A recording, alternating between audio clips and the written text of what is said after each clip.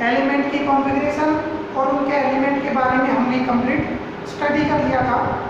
आज हम D block element के बारे में यहाँ पे स्टडी करेंगे। तो सबसे पहले हम बात कर लेते हैं डी ब्लॉक एलिमेंट होता क्या है।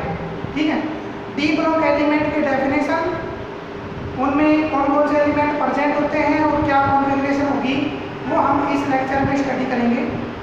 एक बात ये कि जो डी ब्लॉक एलिमेंट होते हैं, डी ब्लॉक एलिमेंट में मेन 4 सीरीज प्रेजेंट होती है। ठीक है, डी ब्लॉक एलिमेंट में टोटल 4 सीरीज होगी, जिसमें से हम केवल एक सीरीज को यहाँ पे डिस्कस करेंगे। जो बाकी 3 सीरीज बच रही है वो हम हायर क्लास में स्टडी करते हैं। ठीक है, तो फिलहाल तो हम डी ब्लॉक एलिमेंट की जो डेफिनेशन आएगी वो हम यहाँ पे स्टडी कर लेते हैं। तो देखो, सबसे पहले हम बात करते हैं D block elements. Those elements whose last electrons enter into d subcell or d orbitals called d block elements।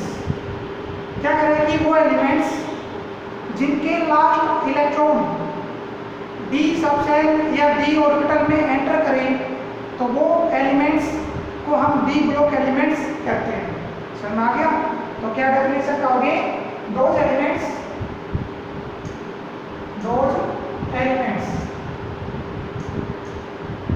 whose last electrons, electron कह सकते हो, enter into d subcell or orbital called d block element।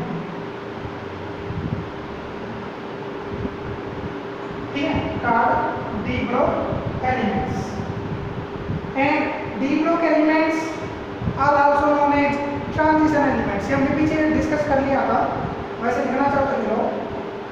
d block elements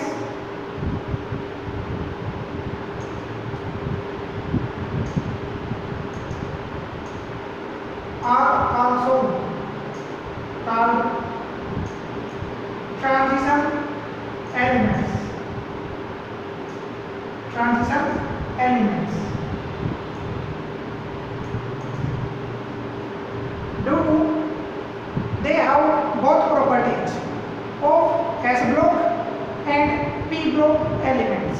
जो D block elements होगा वो S और P block के बीच में लाई करता है, जिस वजह से ये जो एलिमेंट्स होंगे ये S block की प्रॉपर्टी भी शो करते हैं, साथ साथ P block एलिमेंट्स की प्रॉपर्टी शो करते हैं। ठीक है, तो ये जो डी ब्लॉक एलिमेंट्स हैं वो एस ब्लॉक और पी ब्लॉक दोनों ब्लॉक की प्रॉपर्टीज ये कंप्लीटली शो करेंगे, जिस वजह से इन एलिमेंट्स को हम ट्रांजिशन एलिमेंट के नाम से भी जानते हैं। ठीक है, तो इस वजह से हम ये कह सकते हैं कि जो अपना डी ब्लॉक एलिमेंट्स है उसको हम ट्रांजिशन एलिमेंट भी कहते हैं। ओके, तो ये हमने पीछे डिस्कस कर लिया था, इस वजह से इसको डिटेल से नहीं पढ़ते, केवल हमने यहाँ पे डेफिनेशन डी ब्लॉक एलिमेंट के डिस्कस करी है। चलो अब बात कर लेते हैं journal configuration of d block element. तो देखो, journal electronic configuration of d block elements. तो जो डी ब्लॉक एलिमेंट होगा उसकी जर्नल कॉन्फ़िगरेशन क्या होती है, पीछे डिस्कस कर लिया होगा। क्या होती है भाई? NS2 NP126 and N-1 D1 10। We know that maximum number of electrons in d orbitals or कहे तो d सबसेल इक्वल टू 10। जो अपने d orbitals होते हैं उस d orbitals में मैक्सिमम इलेक्ट्रॉन्स 10% होते हैं। ठीक है, जिस वजह से यहाँ पे जो कॉन्फ़िगरेशन होगी वो लास्ट में होगी N-1 D1 to 10। Okay, D में जो d ऑर्बिटल होगा उसमें 1 से लेकर 10 तक यहाँ पे इलेक्ट्रॉन्स फिल हो सकते हैं। ओके, तो this is the general configuration of d block elements where n equal to 6।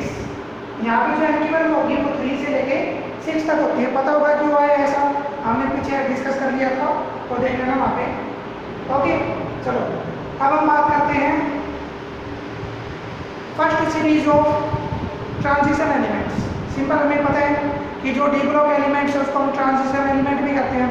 तो सिंपल ये कह सकते हो कि जो डी ब्लॉक एलिमेंट्स हैं उसमें 4 ट्रांजिशन सीरीज प्रेजेंट हैं। जो अपनी पहली ट्रांजिशन सीरीज है वो कहलाती है 3D सीरीज, या कहे तो फर्स्ट ट्रांजिशन सीरीज कह सकते हो।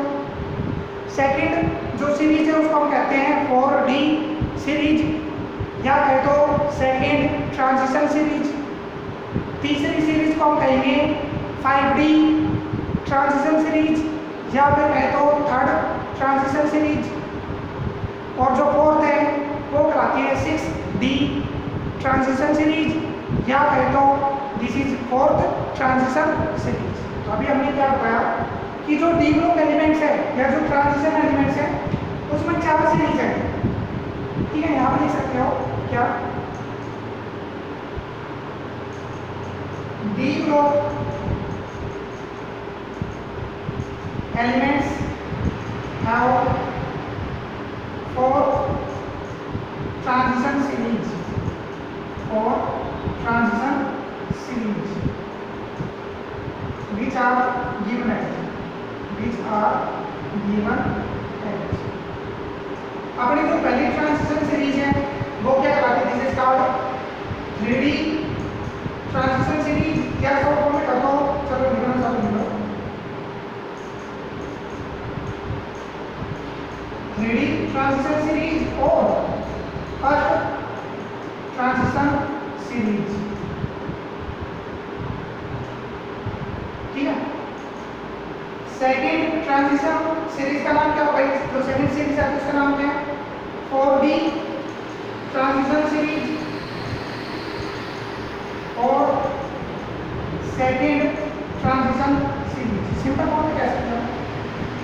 ठीक है, चलो यहाँ पे देखो, जो थर्ड सीरीज होगी उसका नाम क्या होगा भाई, this is 5D transition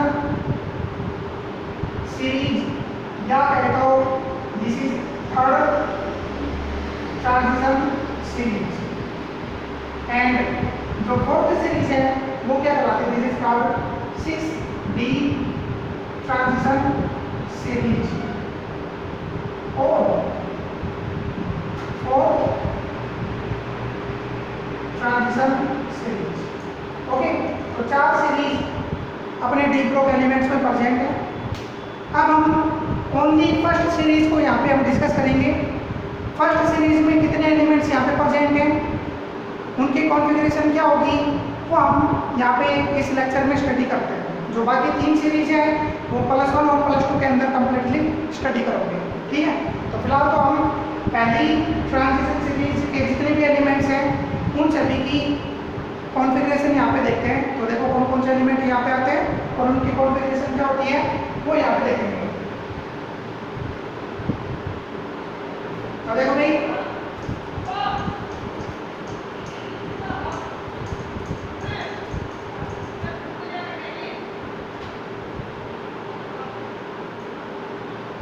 first transition series और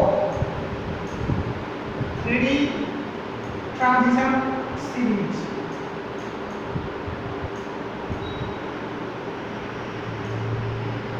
पहली सीरीज का नाम 3D ट्रांजिशन सीरीज क्यों है, क्योंकि जब कॉन्फ़िगरेशन करोगे एलिमेंट्स की तो वहाँ पे देखोगे कि जो अपना लास्ट इलेक्ट्रॉन है वो 3D ऑर्बिटल में फिल होता है। ठीक है, इस सीरीज का नाम, पहली सीरीज का नाम 3D सीरीज क्यों पड़ा, क्योंकि जब हम इन एलिमेंट्स की कॉन्फ़िगरेशन यहाँ पे करेंगे तो वहाँ पे हम देखेंगे कि जो अपना लास्ट इलेक्ट्रॉन होगा वो 3D ऑर्बिटल्स में फिल करता है, जिस वजह से इस सीरीज का नाम क्या पड़ गया, this is 3D transition series. Okay, तो चलो देख लेते हैं। तो सबसे पहले तो हम बात कर लेते हैं एलिमेंट्स की। तो देखो भाई, जो अपनी पहली ट्रांजिशन सीरीज है जिसको हम 3D ट्रांजिशन सीरीज के नाम से जानते हैं, उसमें टोटल 10 एलिमेंट यहाँ पे प्रेजेंट है। ठीक है, 8 आउट 10 एलिमेंट्स, 10 एलिमेंट यहाँ पे प्रेजेंट है। कौन कौन से एलिमेंट्स यहाँ पे प्रेजेंट है वो देख लेते हैं। तो देखो भाई,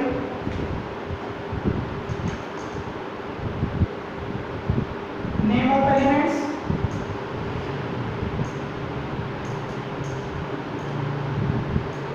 सिंबल, एटॉमिक नंबर, और मैं यहाँ पे लिख दिया इलेक्ट्रॉनिक कॉन्फ़िगरेशन।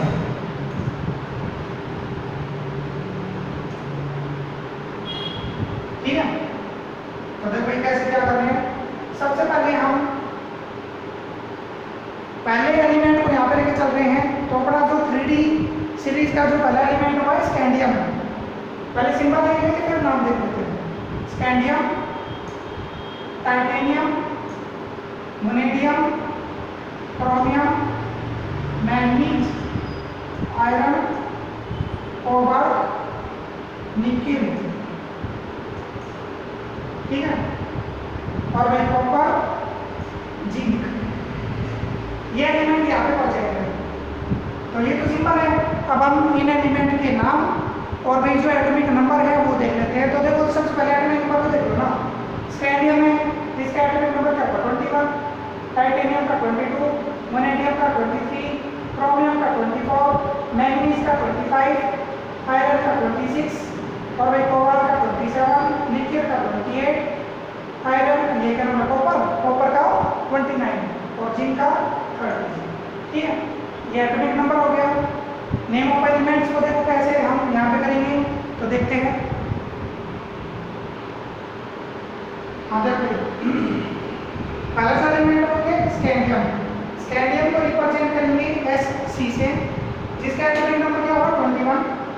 दूसरा एलिमेंट टाइटेनियम, Ti से रिप्रेजेंट करते हैं। थर्ड जो एलिमेंट है वो है वनेडियम, V से रिप्रेजेंट करोगे। Fourth chromium, Cr।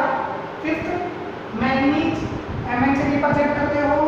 सिक्स्थ जो एलिमेंट हो गया आयरन, Fe से रिप्रेजेंट करोगे। जो अपना सेवंथ होता है वो कौन सा है कोबाल्ट, Co से रिप्रेजेंट करोगे। आठवां एलिमेंट क्या कहलाता है निकेल, Na से रिप्रेजेंट करते हैं। नौवां भाई कॉपर होगा, Cu से रिप्रेजेंट करोगे जिसका एटॉमिक नंबर है 29। और भाई जो 10वां एलिमेंट है वो है जिंक, Zn से रिप्रेजेंट करोगे जिसका एटॉमिक नंबर होता है 30। ओके, चलो ये थे नेम ऑफ एलिमेंट्स, सिंबल और एटॉमिक नंबर। चलो अब हम बात कर लेते हैं इलेक्ट्रॉनिक कॉन्फ़िगरेशन। तो देखो भाई स्कैंडियम की बात करते हैं तो स्कैंडियम का एटॉमिक नंबर 21 होते हैं। कॉन्फ़िगरेशन की बात करें तो देखो क्या होगा 1s2, 2s2, 2p6, 3s2, 3p6, 4s2, 3d1। ध्यान देना 3d से पहले हम क्या लेके चलेंगे 4s। ठीक है, जो 3d ऑर्बिटल है उससे पहले हम 4s ऑर्बिटल यहाँ पे लेके चलते हैं। ओके, समझ आ गया। तो क्या कॉन्फ़िगरेशन होगी 1s2, 2s2, 2p6, 3s2, 3p6, 4s2, 3d1। Okay, चलो इसको हम नोबल गैस की फॉर्म में रिप्रेजेंट कर सकते हैं। जो नोबल गैस कॉन्फ़िगरेशन है वो भी आप ले सकते हो। तो देखो 1s2 से लेते हुए हम बात कर रहे हैं 3p6। तो 1s2 से लेते हुए 3p6 की बात करें तो यहाँ पे टोटल इलेक्ट्रॉन्स है 18। 1s से लेते हुए 3p की बात करें तो टोटल इलेक्ट्रॉन्स कितने होंगे यहाँ से लेके यहाँ तक 18। तो जो अपना आर्गन होता है उसका एटॉमिक नंबर कितना होता है 18। तो जो यहाँ पे नोबल गैस एलिमेंट लेके चलोगे वो कौन से लेके चलोगे आर्गन। ठीक है, कौन सा एलिमेंट लेके चलते हो आर्गन एलिमेंट यहाँ पे लेके चलते हो। तो क्या करोगे यहाँ तक तो हो गया आर्गन, ये रिप्रेजेंट करेगा आर्गन को, और ये जो बाकी बच गया उसको यहाँ पे लिखो। तो this is 4s1 sorry 4s2 3d1। तो ये कॉन्फ़िगरेशन स्कैंडियम की आती है। ठीक है, टाइटेनियम की बात करो तो क्या करोगे एक इलेक्ट्रॉन और फिल हो जाएगा 3d के अंदर। तो क्या आ गया 1s2, 2s2, 2p6, 3s2, 3p6, 4s2, 3d2। ठीक है, 22 इलेक्ट्रॉन यहाँ पे प्रेजेंट है। नोबल गैस कॉन्फ़िगरेशन की बात करो तो देखो भाई यहाँ से लेके यहाँ तक ये तो हो गया अपना आर्गन। तो क्या हो गया आर्गन, और दिस इज 4s2 सही है। चलो अगला आता है वैनेडियम। 23 एटॉमिक नंबर होते हैं, तो शॉर्ट फॉर्म में इसी को कर लो। तो कॉन्फ़िगरेशन क्या होगा भाई, ये करना चाहो तो पहले ये कॉन्फ़िगरेशन करना, फिर ये अपने नोबल गैस कॉन्फ़िगरेशन यहाँ पे करोगे। तो शॉर्टकट मेथड से हम यहाँ पे जो नोबल गैस कॉन्फ़िगरेशन है वो यहाँ लिख लेते हैं, ठीक है। तो जो नोबल गैस कॉन्फ़िगरेशन वो क्या है, एक इलेक्ट्रॉन और फिर होगा 3D ऑर्बिटल के अंदर, वैनेडियम के अंदर। तो क्या होगा, आर्गन और भाई दिस इज 4s2 3d। सही है। चलो अब बात कर लेते हैं क्रोमियम की। तो क्रोमियम की कॉन्फ़िगरेशन करने से पहले अभी हमने बताया था maximum number of electrons in d orbitals, या कहे तो d से। तो d ऑर्बिटल्स के अंदर जो मैक्सिमम इलेक्ट्रॉन्स आते हैं वो कितने आते हैं, 10। समझ आ गया। d ऑर्बिटल्स में मैक्सिमम इलेक्ट्रॉन्स आएंगे 10। ओके, जो ना d स्ट्रक्चर होगा या d ऑर्बिटल्स होगा उसमें मैक्सिमम इलेक्ट्रॉन्स आते हैं 10। अब 10 का हाफ करोगे कितना आएगा, 5। 10 का हाफ कर दो तो क्या आएगा, 5। मतलब ये क्या हो गया, ये तो हो गया फुलफिल, दिस इज फुलफिल, और ये क्या हो गया, हाफ फिल। समझ आ गया। ये फुलफिल कॉन्फ़िगरेशन शो करेगा जब d के अंदर 10 इलेक्ट्रॉन्स आ जाए तो क्या है, फुलफिल है, और भाई अगर 5 आ जाए तो हाफ फिल होगा। तो ध्यान देना, फुलफिल किसी भी एलिमेंट की अगर फुलफिल कॉन्फ़िगरेशन आ जाए या हाफ फिल कॉन्फ़िगरेशन आ जाए तो वो एलिमेंट हमेशा मोर स्टेबल होते हैं। क्या बताया, अगर मान लो कोई भी एलिमेंट है, जब उनकी कॉन्फ़िगरेशन करो तो कॉन्फ़िगरेशन करने के बाद हम ये फाइंड आउट करें कि या तो वो फुलफिल कॉन्फ़िगरेशन शो कर रहे हैं या फिर वो हाफ फिल कॉन्फ़िगरेशन शो कर रहे हैं, तो उस केस में वो एलिमेंट्स मोर स्टेबल होते हैं। समझ आ गया। हाफ फिल कॉन्फ़िगरेशन या फुलफिल कॉन्फ़िगरेशन का जो एलिमेंट होगा वो हमेशा मोर स्टेबल होगा नेचर के अंदर, ठीक है। तो जो स्टेबिलिटी होती है वो फुलफिल और हाफ फिल पे डिपेंड करती है।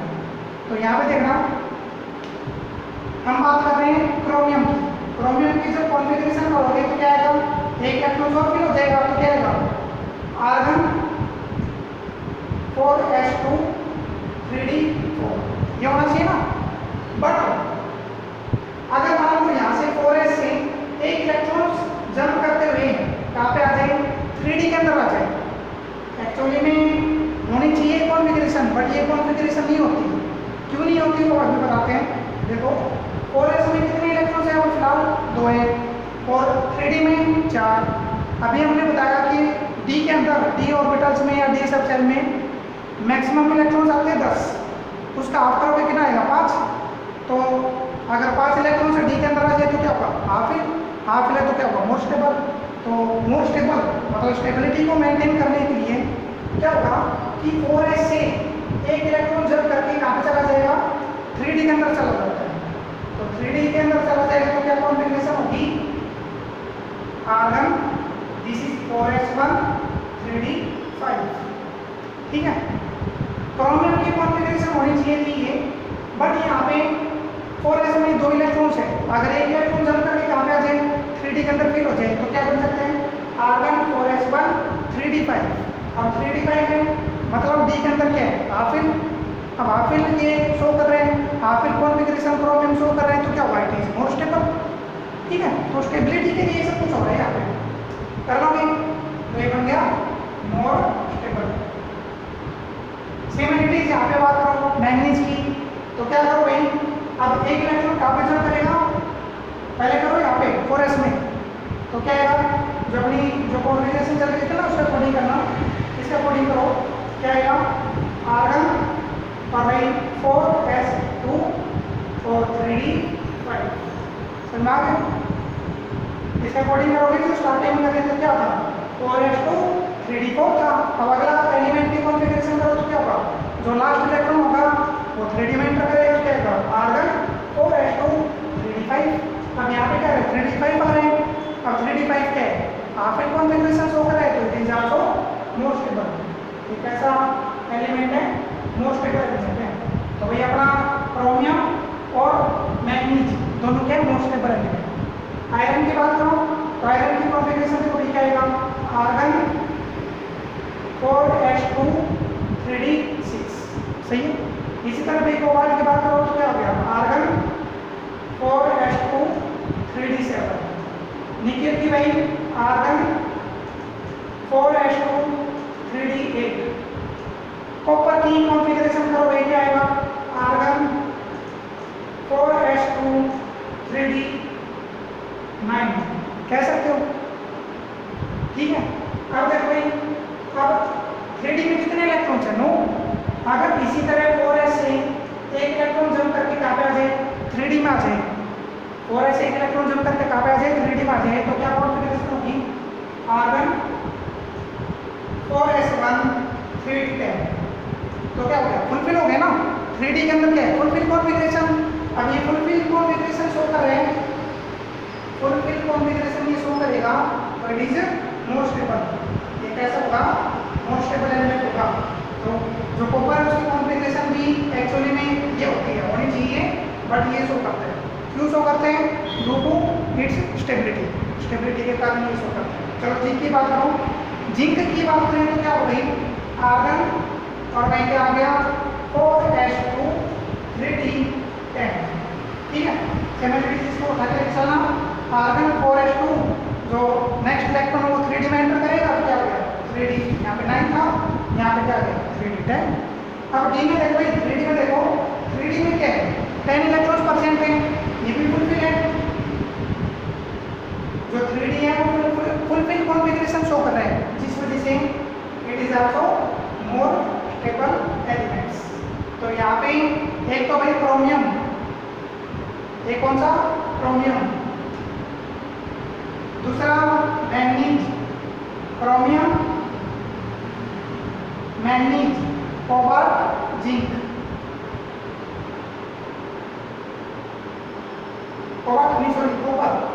कॉपर एंड जिंक, ये चारों के चारों कैसे एलिमेंट है, मोर स्टेबल एलिमेंट है।